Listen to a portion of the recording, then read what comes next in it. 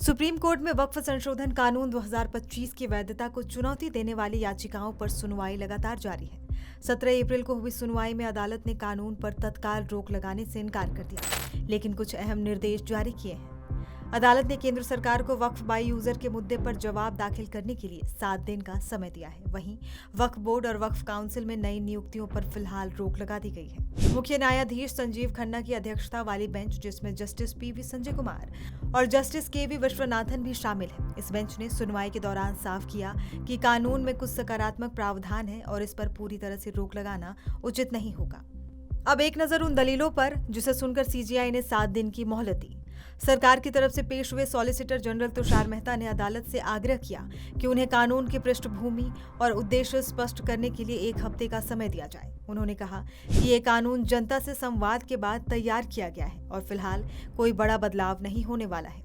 तुषार मेहता ने कहा कि हमने लाखों लोगों से बात कर ये कानून बनाया है। वक्फ बोर्ड द्वारा कई गांवों की जमीन पर दावा किया गया है, ऐसे में आम जनता के हितों का भी ध्यान रखा जाना जरूरी है। सुनवाई के दौरान सॉलिसिटर जनरल ने कहा कि केंद्र सरकार 7 दिनों के भीतर जवाब दाखिल करना चाहती है। वो अदालत को आश्वासन देते हैं कि धारा 9 और 14 के तहत परिषद और बोर्ड में कोई नियुक्ति नहीं की जाएगी। सुनवाई की अगली तारीख तक ना तो वक्फ बाई यूजर में कोई बदलाव नहीं होगा, ना ही कलेक्टर द्वारा इनमें कोई बदलाव किए जाएंगे। हम इस बयान को रिकॉर्ड कर लेते हैं। सुनवाई के दौरान सीजीआई ने भी स्पष्ट किया कि अगली सुनवाई तक वक्फ बोर्ड और वक्फ काउंसिल में कोई नई नियुक्ति नहीं की जाएगी। अदालत ने केंद्र, राज्य सरकार और वक्फ बोर्ड को निर्देश दिया है कि वो 7 दिन के भीतर अपना जवाब दाखिल करें। इसके बाद याचिकाकर्ताओं को 5 दिन का समय मिलेगा ताकि वो अपना प्रत्युत्तर दाखिल कर सकें।